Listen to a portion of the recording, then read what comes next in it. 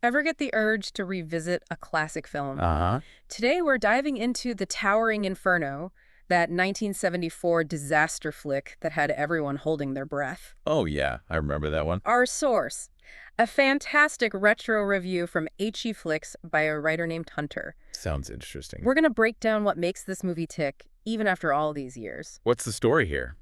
Hunter sets the scene, the world's tallest building, a celebration, and then, boom, fire, a skyscraper engulfed in flames.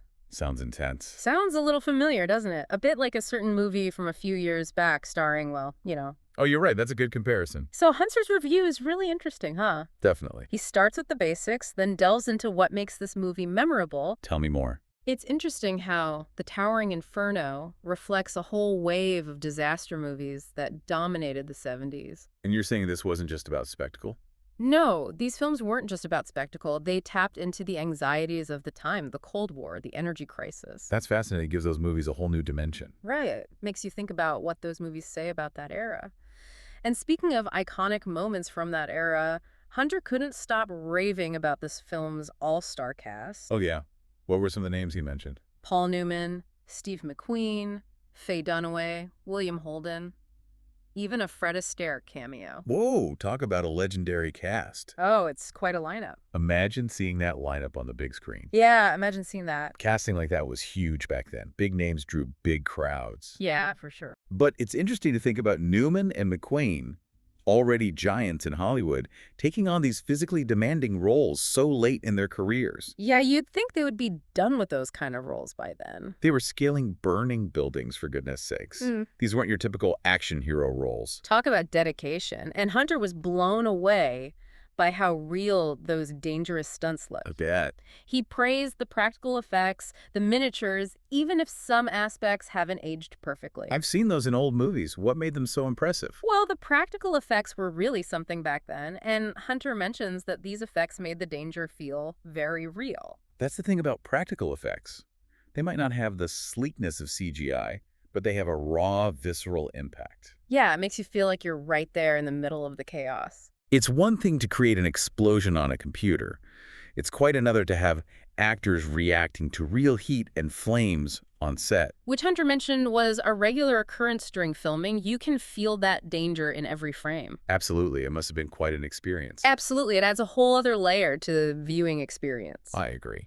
And speaking of experiences, Hunter pointed out that the film takes its time building up to the inferno. How long does it take? Like a good 40 minutes before things really heat up. He thinks they were going for that real-time feel, letting the tension build slowly. An interesting contrast to the quick cuts and relentless pacing of action movies today, isn't it? Yeah. It makes you wonder, does a slower build-up increase the suspense? Or just try the patience of today's viewers? Something to think about. Right. Now, one thing Hunter was firmly decided on was the music. He loved John Williams' score. How did he describe it? He described it as epic. He even called the situation towering, and the cast flaming hot. You gotta love his way with words. Right. It's a great combination of visual and auditory storytelling.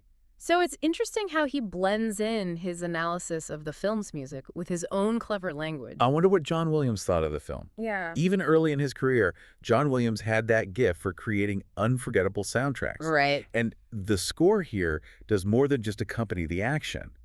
It amplifies the emotions.